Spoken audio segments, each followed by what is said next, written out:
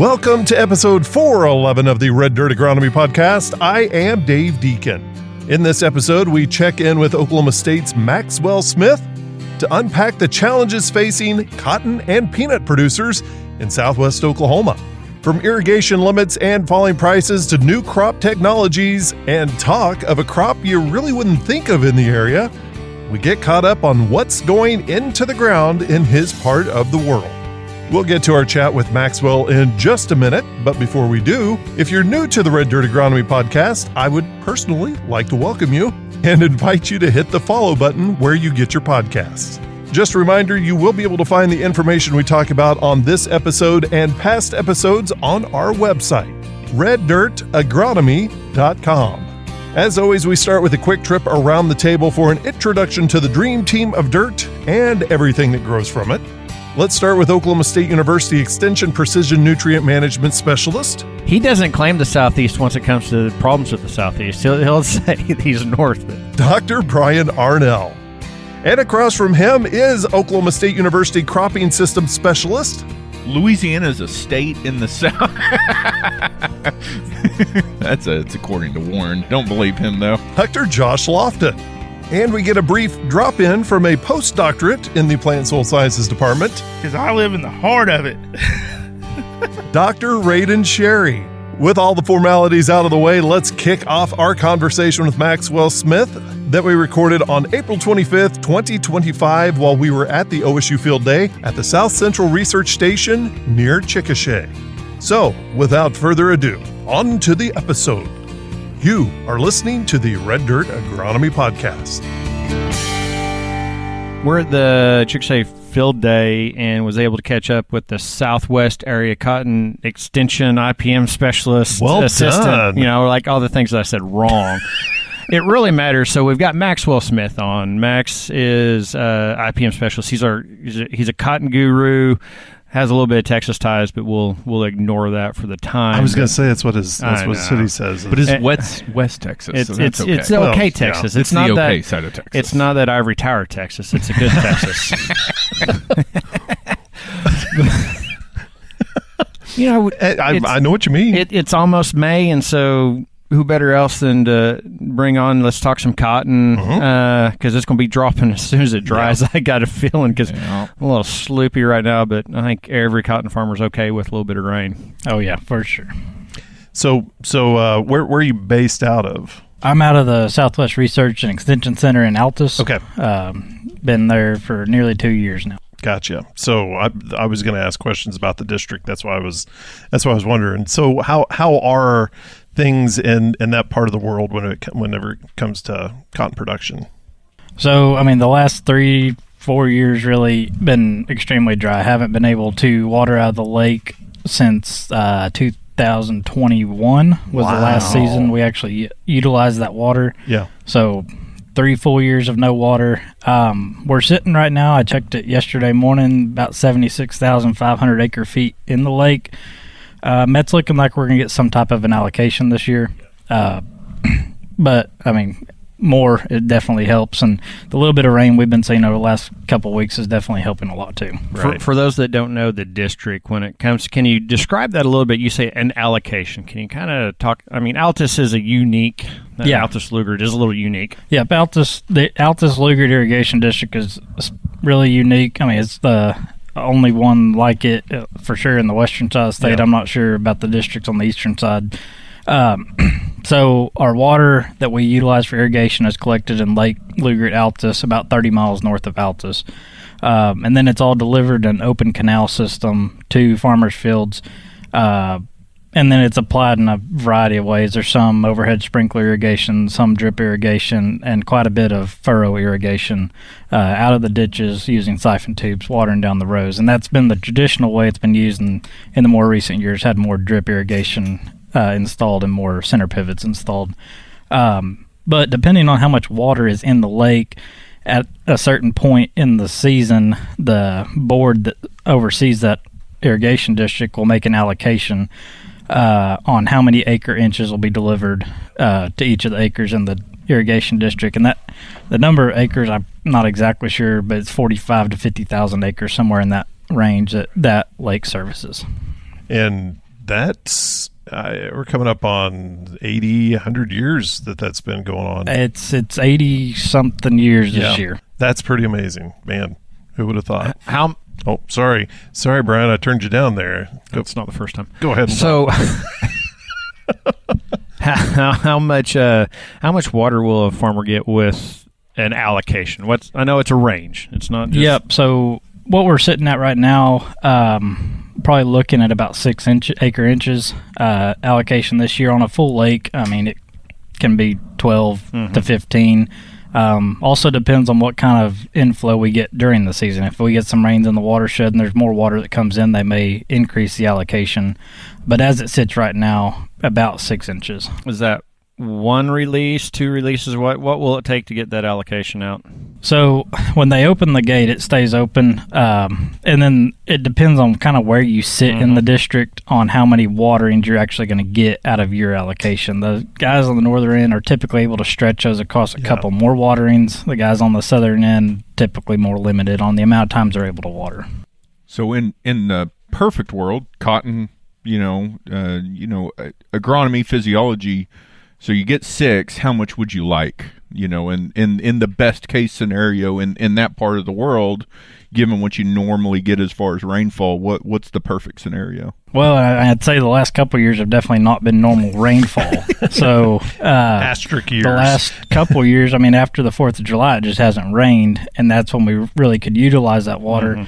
And traditionally, that water is not released till sometime in July. We rely on rainfall to get the crop up and get it started, and then when it starts to dry out, start to release that water and actually utilize it. So about a 12-inch allocation would make us a good crop.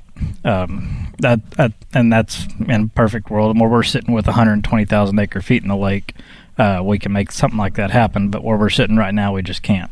So with cotton dropping early May, typically getting that early growth, first release in a perfect world is end of June, 1st of July, really around July 4th and held through August? Usually about the 3rd week of July is probably on average where they release first. There are years where, especially if there's water running over the spillway at the lake, they're going to release it early just to help alleviate that lake. And, the farmers can definitely use it. But on average, it's probably somewhere in the middle of July where that first release is happening, and then watering the latter half of July through August, utilizing the majority of that water while we're setting our bowls and making our yield. Usually done around September, early September with that? Yeah, usually the first 10 days of September is where that cuts out, and then we're trying to finish that crop out. I know it's a unique system, kind of like what you said, where you are can dictate what you can do with the water. Is there any special value those folks that you said are transitioning to drip get? Do they get extra allocation or anything like that? Or are they working on a more efficient system and just kind of get what they get kind of thing? Yep. So no extra allocation. Each acre in the district that's assessed in the district gets the same allocation. The move, though, has been to more efficiently use that water. It's an old system. It's very inefficient dirt, open ditches. So utilizing whatever water actually gets delivered to your farm in the best manner is really what they're trying to do there. I guess what I will add to that, they are making improvements to that ditch. They're actually starting to line some of the ditches to help alleviate that leaching through the soil profile, water losses. Is that like a poly or is that a paint, like a it's some resin? It's some type of poly. Okay. It's just going to be on the bottom of the ditch. Basically, just roll it out. And they're starting in some of their sandier soils where we have the most losses, and then eventually work back and hopefully have that entire at least main ditch and some of the sub canals done. But yeah, they're starting that project as we speak. Water is the lifeblood in that part of the state. Yeah. One of my favorite quotes from years ago, I was shooting video down there, and Keith Felty, we were interviewing him, and he said, "I can grow a plant, but I need rain to make it profitable."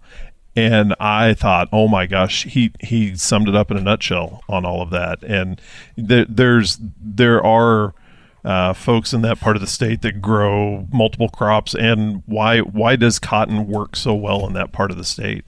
I think for a couple of reasons. When we do have the water, we've got the heat that cotton likes. We've typically got drier air conditions, which helps with disease suppression and stuff like that.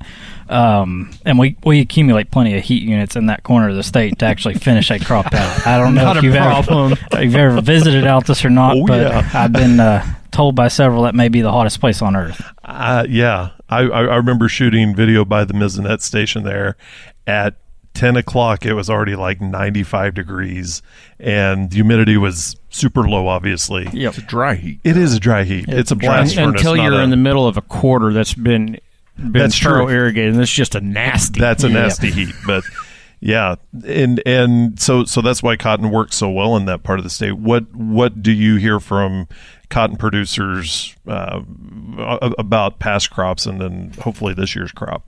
Well, I mean, in the past 10 years, it's been an up and down ride. Yeah. In 2015, spring of 2015, the lake was, I think, at 6% capacity. I remember that. And then through the end of April through May, it rained and filled it up completely. We were sitting around 120%. Yeah. All floodgates were open, coming over the spillway, letting water run down the ditch just to alleviate it. Right. So in those years following, 15, 16, 17, 18, they were great cotton years. Prices were above $1. Yeah. Yields were 3.5 to 4 bales. And a condition like that, growing cotton's pretty easy. Yeah. Then when we move into some of the more dry years, prices also went down to go along with that. The excitement, I guess, around cotton has gone down because it's hard to grow because we don't have any water, and the price when you do grow it just isn't great. I guess that's the other thing. I mean, because, you said Southwest, which is more than outside the district, takes water, but it also, the economics kind of dictates a lot of things. How's that outlook on economics on cotton this year? At least as we sit currently. As we sit currently, that price is hovering somewhere in the upper 60s. Okay. I think the insurance price was 68 or 69 cents is where it's set, which was about 13 cents off of last year and 10 cents off the year previous. So that insurance price keeps going down. Actual price of cotton keeps going down.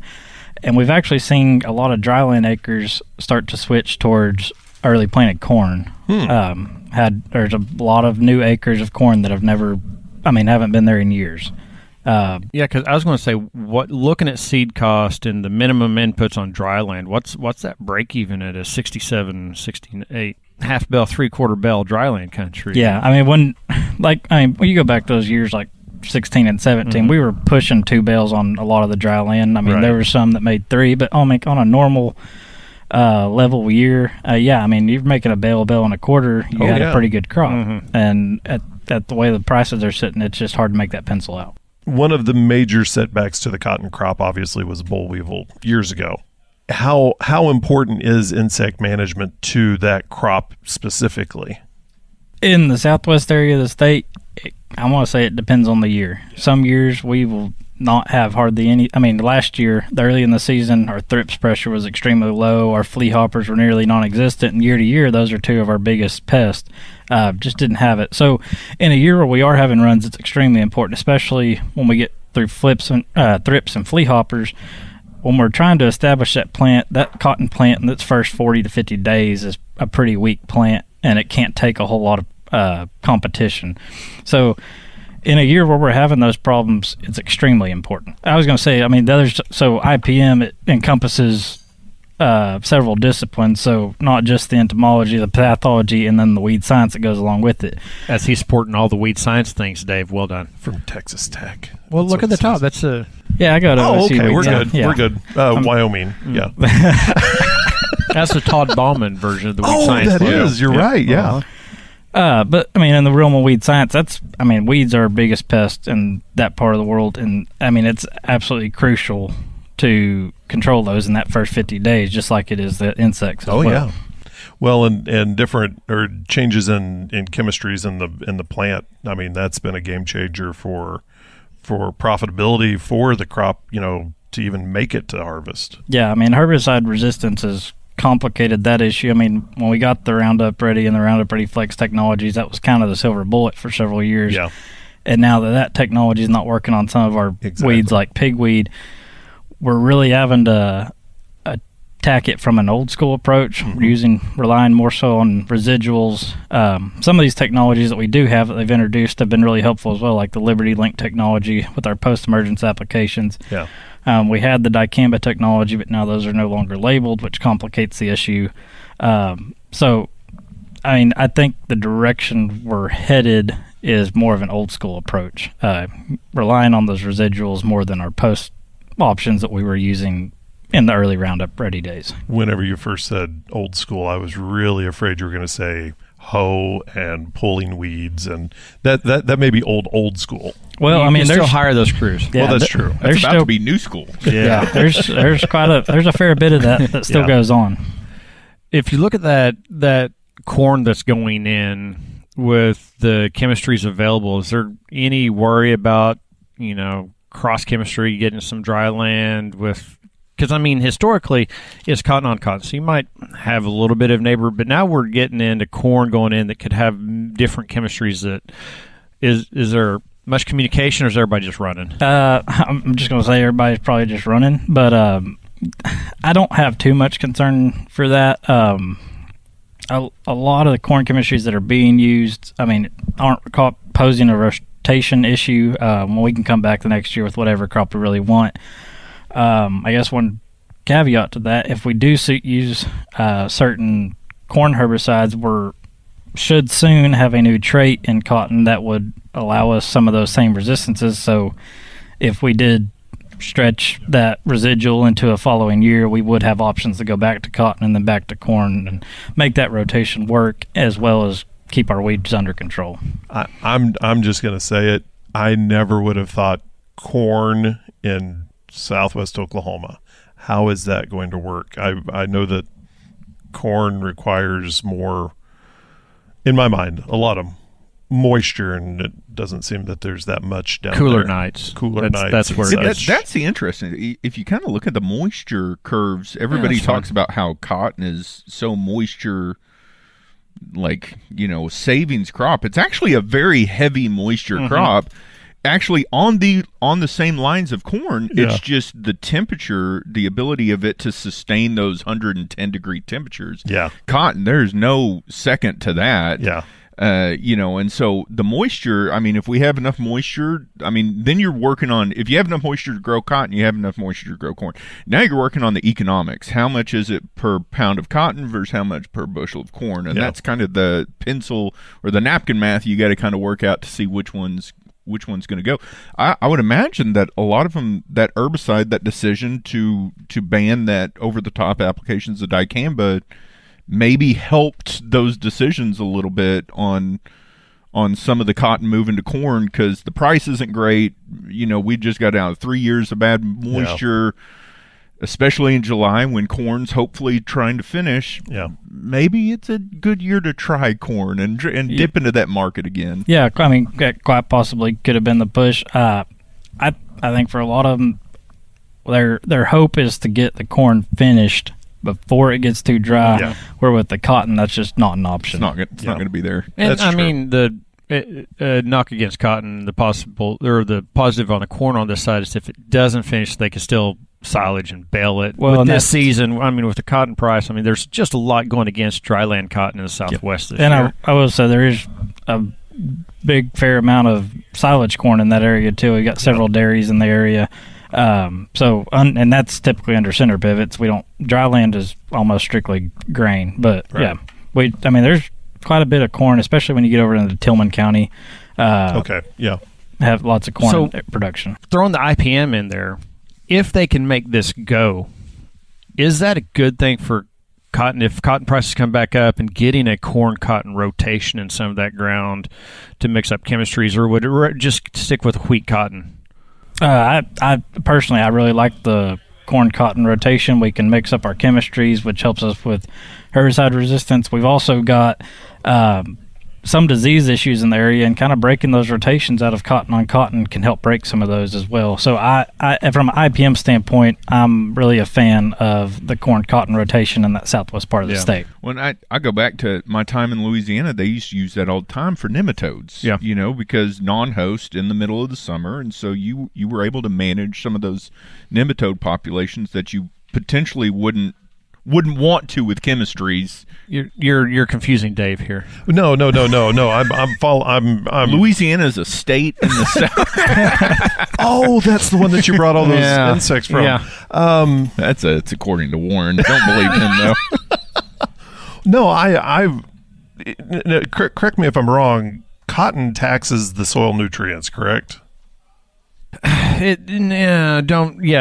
so but you see where I'm going with this. Yeah, I mean, and then there's a feeling of cotton taxiness. What you get is the cotton root structure is pulling from different pools. Okay. And you also don't have that residue. So, with the corn, at least you have all that calcium, potassium from the leaf and the stover returning back in, where unfortunately at the cotton fields, it usually blows to the bar ditch or something. So the leaf material doesn't stay. You do leave the woody structure, which is calcium, but so you've got two things. You've got root physiology. Cotton is more of a tap. It's going to drop down deep, which is good because there's that opportunity when it can to get down there. But you just leave the surface so bare after the cotton crop. And I think that's probably more of a thought process of, that bare soil in the Southwest, it gets hot. If I had more residue on it, you're going to keep the organic matter better. So I think it's one of these thought processes that have lined up that because of the results of the system, it seems to be more so, but I don't think you necessarily say that it draws more. If you look at pound produced and removed from the field, it's not that much more. Just that recycling potential is just so much lower. But so going back to the IPM, and of course we've been talking drought the last couple of years because that's just kind of what it's been. But before, it was all about those stacking gene traits for insect management, and how many traits are we going to have to stack to mitigate against some of those really harmful insects. I mean, where are we with those stacked genes and on cotton now? So currently, the majority of the varieties on the market have a 3-gene BT technology, and either that being the Wide Strike 3, the Bollgard 3, or the Twin Link Plus, depending on which company you're coming from. So we got 3 genes, 2 cry-genes, and a VIP gene stacked in there, where just previous to that was the B2, where we just had the cry genes, and we really started to see that slip towards the end. Lots of resistance to those cry genes, and then when the VIP genes showed up, it's still doing a really good job, especially in Oklahoma. I haven't had any issues with it. We are starting to hear reports of it slipping in some areas. We're not getting the same work out of it that we were. The only thing that's really new and has been announced and is actually on the market already is ThriveOn technology. So it's a B3 ThriveOn. What that brings us is basically complete resistance of thrips. No need, and it works a little bit different than the way the B3s did. It's still a cry protein, but instead of the insect feeding on it, ingesting it, and then dying, the insect's going to feed on it, realize it doesn't like that plant, and not feed on it anymore, and it's going to move away. So it's a deterrent, it causes preferential feeding is the term that's been used quite a bit. But with thrips, it's all the data shows it's doing a really, really good job. And then there's some suppression of tarnished plant bugs and possibly cotton flea harbors that comes along with that. So it's really only for early season pests. Once we get past those early season pests, we don't get anything when it comes to stink bugs or aphids or anything like that. And Dr. Ferris and myself are looking at these technologies on several different pests just to see how they're working in these Oklahoma systems with that new ThriveOn technology. Now, as far as a B4 goes, you hear rumors every now and then. There's nothing real and tangible out there that has been presented to me. What regions are they seeing the B3 slip? In the southeast, like the Delta states. That's what I was thinking. Louisiana. We can blame Louisiana. No. It's Tyson Raper in Tennessee. It's 100% his fault. You hear reports from he doesn't claim the southeast once it comes to problems with the southeast. Right. He'll say he's north, but yeah. You hear reports from down there nearly every year now from the south and southeast that there's a field that it failed. Where are you doing research at, or where are some plots, and where can people find out more about your extension program? Yeah, so my program is really centralized in the southwest part of the state. Don't really venture much out of that. So got a lot of work, a lot of demo trials that I'm doing down at the Southwest Research and Extension Center south of Altus. Got weed science work there, got some insecticide work there. And then we've also got the sister station, the Tipton Valley Station, just 20 miles away, doing some more nematode-focused stuff down there, as well as some insecticide work in that area. And then up at Fort Cobb at the Caddo Research Station, lots of weed science work with cotton there, as well as peanuts at that station. I guess that's the other thing. We've talked a lot about cotton, but peanuts as well within in your focus as well. Give a little update on the industry in Oklahoma. Oh, yeah. I know it's been an up and down industry in the last several decades, but so in the last 10 years, production's probably fluctuated from about 13,000 to 17,000 acres in Oklahoma. It's really centralized right there around Caddo County, and then when you go out further west, right at the state line in Beckham County, it's probably your two biggest counties of production in the state. There's some other counties with a couple hundred acres here and there, but really focused in those areas. Good thing about both those areas, they've got water and they got sandy soils, which works well with peanuts. So last year, I think we were up almost 2,000 acres total, and I think they're expecting a little less than 1,000 acre bump from last year's number, so probably a little bit closer to 18,000 acres in the state this year. Now, acres have gone up, contract prices from last year have gone down. And our Spanish contracts and our runner contracts, those are two biggest market types we grow in the state. Those both went down from last year's contract. So if I'm growing peanuts, where am I mainly marketing those peanuts to in the state? So you've got a couple buying points in the state. Wilco and Birdsong, I believe, are the only two we actually have in the state of Oklahoma. They're both in Caddo County.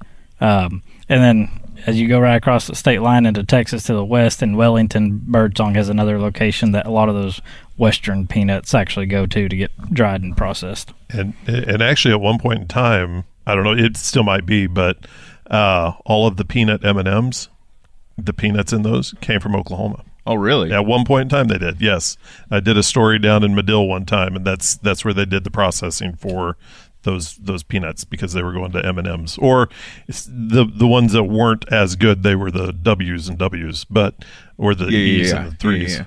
You accidentally pulled upside down. Yeah, I have to do that one for my daughters because they used to think that joke was funny. It's not funny anymore. But anyway, I don't know if they ever thought it was funny, but they liked you, Dave. So they're like, "Hey, he pays for my food. I got to laugh."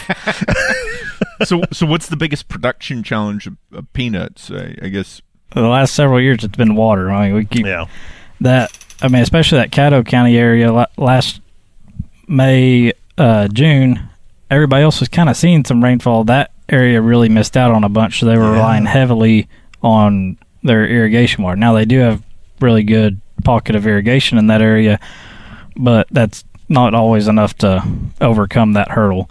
But with the dry conditions, disease pressure was way down, insect pressure was way down, so they didn't have those issues.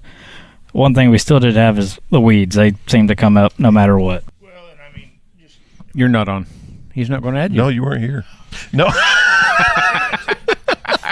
Yeah, you just had to stand in line to get lunch. You wanted your sandwich I didn't first. see the text message. You look at that peanut crop in Caddo last year, though. Weed problems. We never even middled.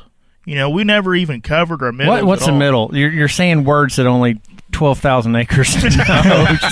we never lapped the canopy over the middles of those rows, and you could see it every field. You just look down the row and it's covered with everything you can find, whether it's just all of it. And that was a huge challenge, and you couldn't keep up with the water needs. Yep. Anyway, ET was outpacing irrigation potential even at 1,000 gallons a minute, and you can't do nothing with it. Yeah, and that all comes back to that rainfall, not being able to get there because we can't get enough water on it. It creates soil's warmer, drying out a lot faster. Weeds are coming up in those middles, creating a whole nother problem. It really all comes back to that rainfall they just didn't see last year. Yeah. As far as, we're starting off, we're coming in wet.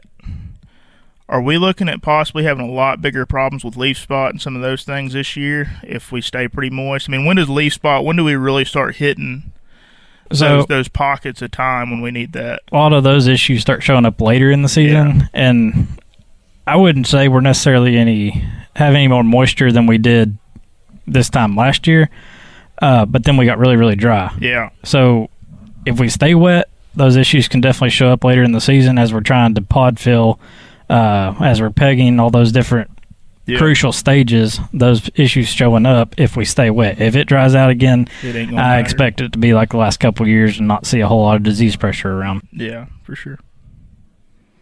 Sorry. We've now officially found Raiden's wheelhouse. I know, man. Peanuts more. Because I live in the heart of it. Yeah. Well, thanks for going on with us this week and getting us up to date on what you do there in Southwest Oklahoma. Yep, no problem. Thanks, Mac. Thank you for listening in on this conversation of the Red Dirt Agronomy Podcast. And if you'd like to join the next discussion, leave us a message on our website, reddirtagronomy.com, or send us a tweet. Our handle is reddirtag. And a special thanks goes out to Maxwell for joining us on this episode of the podcast. Again, if you get a chance, visit our website, reddirtagronomy.com, to find out more information about all of our guests and any of the resources that we discussed today or any past episode. For Dr. Josh Lofton, Dr. Brian Arnell, and Dr. Raiden Sherry, I am Dave Deacon, and we all want to thank you for listening. The proceeding is a copyrighted recording of Agnow Media, LLC 2025. And yes, all rights are reserved.